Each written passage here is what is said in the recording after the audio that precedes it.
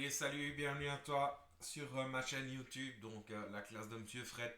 Donc on va parler des homophones, donc comme je l'ai dit dans une autre vidéo, je vais faire plusieurs petites séquences vidéo sur les homophones grammaticaux. Et dans cette vidéo, tu devras être capable de faire la différence entre le SE et le CE. Alors, quelle est la règle? Eh bien, la règle du SE. Je vais te donner trois exemples. Le premier, il se retire de la vie politique. Le second, tu te retires de la vie politique. Le troisième, je me retire de la vie politique. Donc tu vois, en rouge, j'ai mis en évidence ce qui a changé lorsque j'ai changé la personne de la conjugaison. Donc tu vois, qu'est-ce qui est souligné à chaque fois? Retire, c'est le verbe. D'accord? Et donc le SE est placé devant un verbe. C'est ce que l'on appelle un verbe pronominal. Ici, dans ce cas-ci, c'est le verbe se retirer. Donc le SE, c'est un pronom devant un verbe. Qu'en est-il alors du CE? J'adore ce nouveau film d'action. J'observe ce singe dans sa cage. Alors, tu peux voir que le CE se rapporte toujours à quoi? Eh bien, dans la première phrase, le CE se rapporte au nom film que j'ai écrit en bleu.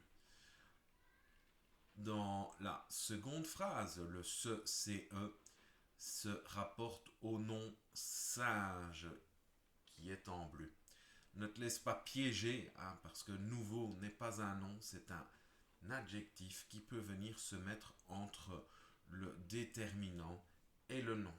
Donc dans ce cas-ci, le se est bien un déterminant. Le se montre les choses. Si tu regardes cette petite image, tu regardes l'index et le pouce, ça forme un C.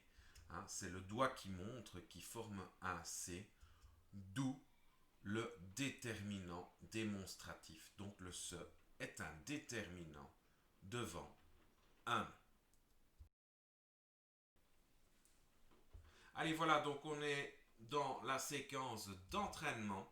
Donc je te conseille de prendre un petit morceau de papier, tu le numérotes de 1 à 6 et tu y indiqueras les réponses que tu as choisies en fonction de l'exercice correspondant.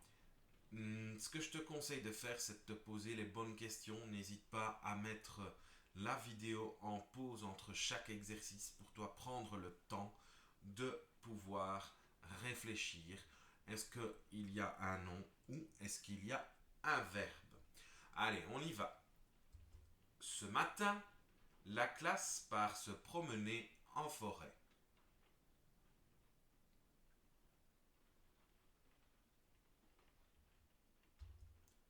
Ce jouet est cassé. Il ne peut se réparer.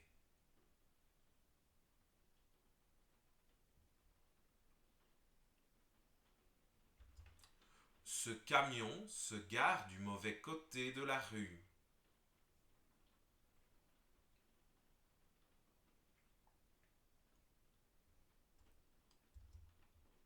Ce garçon est toujours fatigué.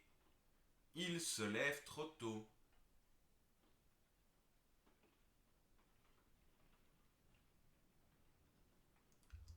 L'oiseau sort de sa cage et se pose sur la branche.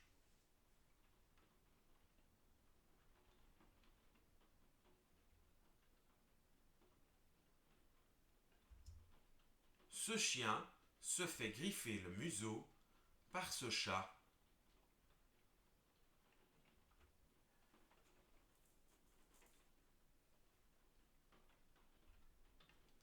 Voilà, donc on va pouvoir passer ensemble à la correction. Premier exercice, ce matin. Matin est un nom, donc il fallait mettre CE. Tu verras dans le fond à droite, la correction apparaîtra au fur et à mesure. Donc pas de stress pour toi corriger. La classe part se promener en forêt. Promener est un verbe, il fallait mettre SE. Ce jouet est cassé. Jouet est un nom, il fallait écrire CE. Il ne peut se réparer. Réparer est un verbe, il fallait écrire SE.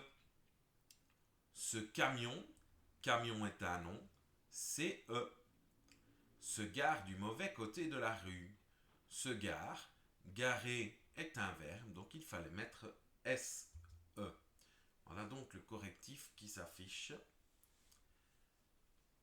4. Ce garçon est toujours fatigué. Ce garçon, c'est garçon, CE, puisque garçon est un nom. Il se lève trop tôt. Lève est un verbe, donc ce SE. L'oiseau sort de sa cage et se pose sur la branche. SE, puisque pose est un verbe, c'est l'action de poser. Se poser si on veut être précis. Ce chien, chien est un nom, donc ce, CE. Fait griffer, ce, SE, puisque fait est un verbe. Se fait griffer le museau par ce chat.